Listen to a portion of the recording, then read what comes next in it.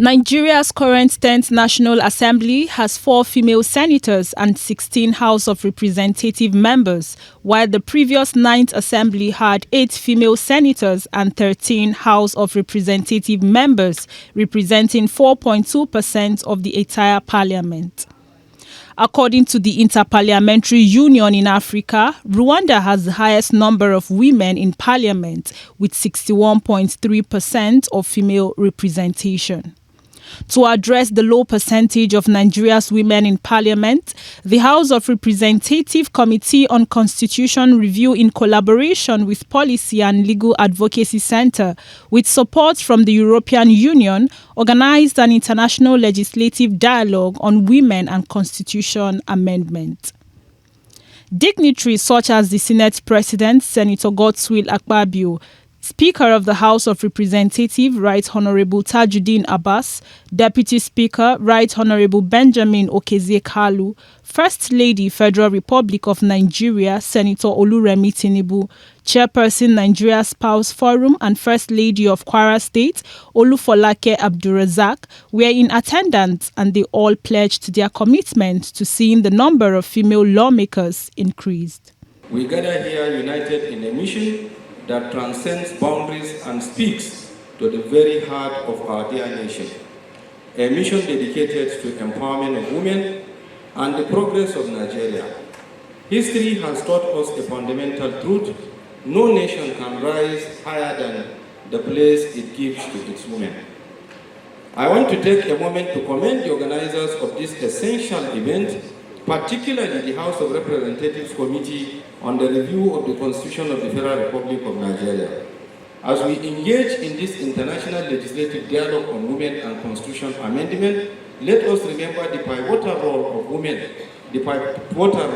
women play in shaping our society and the future for envision for Nigeria. We gather here not for rhetoric, but to establish a clear and actionable path towards meaningful reform. Our goal is to ensure that Nigerian women, an essential part of our nation's social and economic fabric, secure their rightful place within our governance framework. Empowering women is not only a moral and democratic imperative, but also a strategic economic necessity. Research from global institutions, including the United Nations and the World Economic Forum, shows that organizations and countries benefit from better decision-making, stronger economic growth, and enhanced social well-being when women hold leadership roles. I'm honored to lead the House Committee on Constitution Review, where we have proposed bills aimed at correcting the gender imbalance within government at all levels. One such critical bill, a bill for an act to alter the provisions of the Constitution of the Federal Republic of Nigeria 1999 to provide for a seat reservation for women in the National and State Houses of Assembly, HB 1349, alongside other 4 gender justice bills are under consideration. This proposed legislation is designed to remedy the low representation of women by creating additional seats, specifically female candidates, national and state legislature. The bill reflects a pragmatic approach by proposing a temporary measure, an approach that has worked effectively in other countries to fast-track women's representation in governance. These reserved seats are not a permanent fix, but are structured as a temporary special measure subject to review after 4 general election cycles, or 16 years. Our society therefore stands to gain immensely from a legislature that reflects the diverse makeup of its citizenry and values contributions from all perspectives. One of the female representatives in the Senate, so she knows exactly what we're talking about here today. And she asked me to send her greetings and to inform you that she's Really looking forward to all the decisions and pronouncements that we come up with here from this session.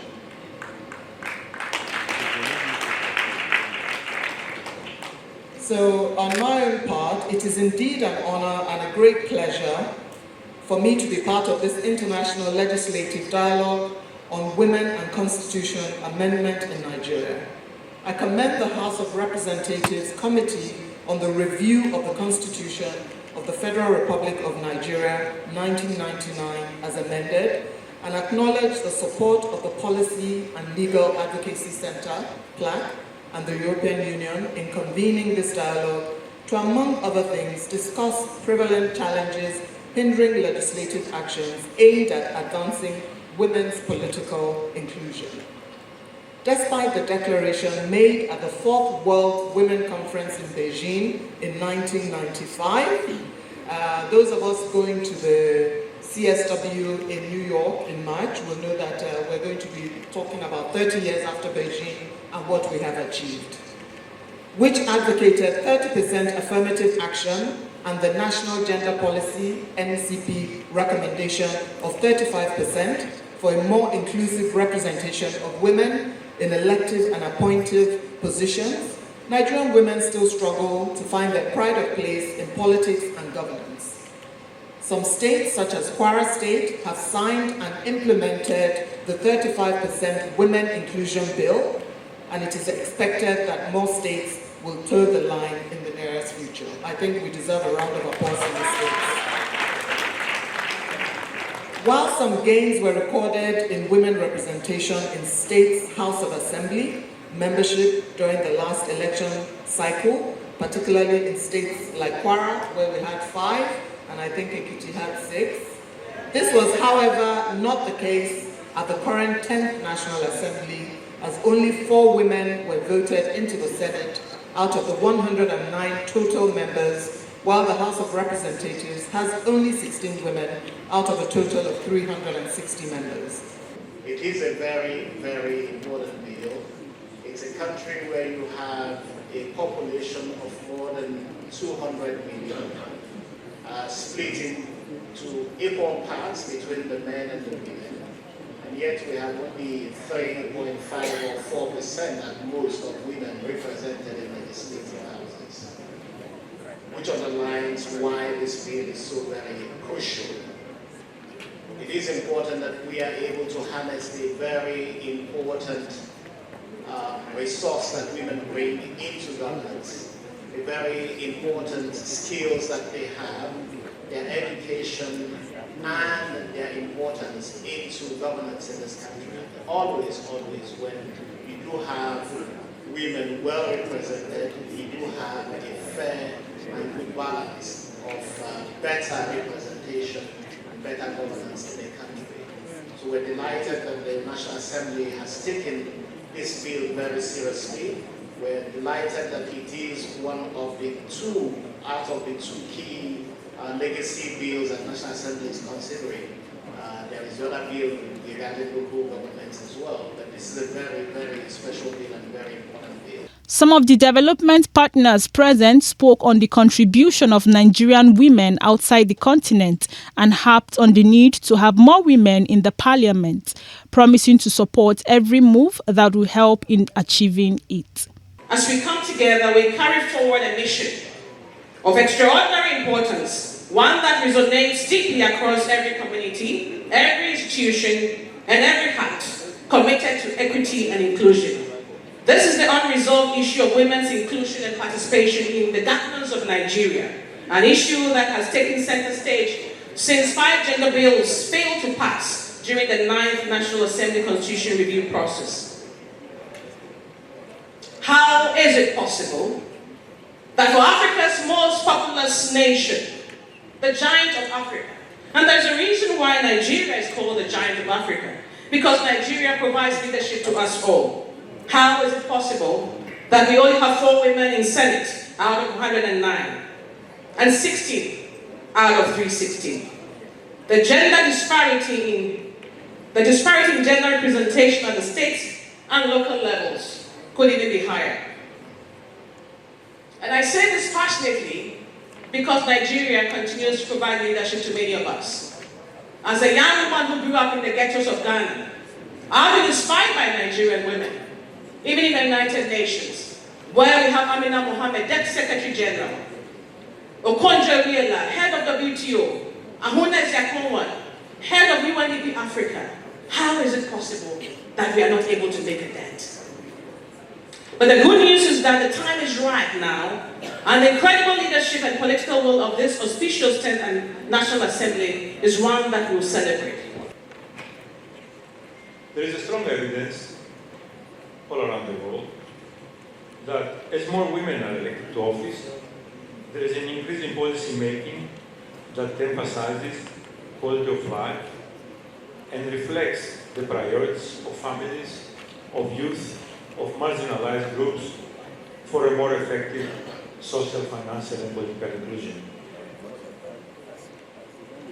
A recent analysis that most of you are quite aware shows progress over the last 30 years around the world from 11.3% of women participation in assemblies. In 2024, we have reached 27%, but it's a global figure. The fact of the matter is that gender equality remains among the strongest political agendas at the level of the European Union, and there is an overwhelming consensus of the enormous dividends that gender equality brings by activating the citizenry around social, financial, and political inclusion. Nigeria's democracy is robust, and that is why Nigeria's proper place as Africa's giant and as global leader is not at the bottom of global and African rankings for women's political empowerment and women's parliamentary representation. In society, for every Nigerian woman, there stands a Nigerian man. In Parliament, for every Nigerian woman, there stand 22 men. Currently, 4 women out of 109 in the Senate and 16 out of 360 in the House of Representatives, so only 20 women out of 469 seats. The event also featured the signing of the statement's commitment to support women participation in Parliament. In Abuja for True Vision TV, Ebere Anyebo.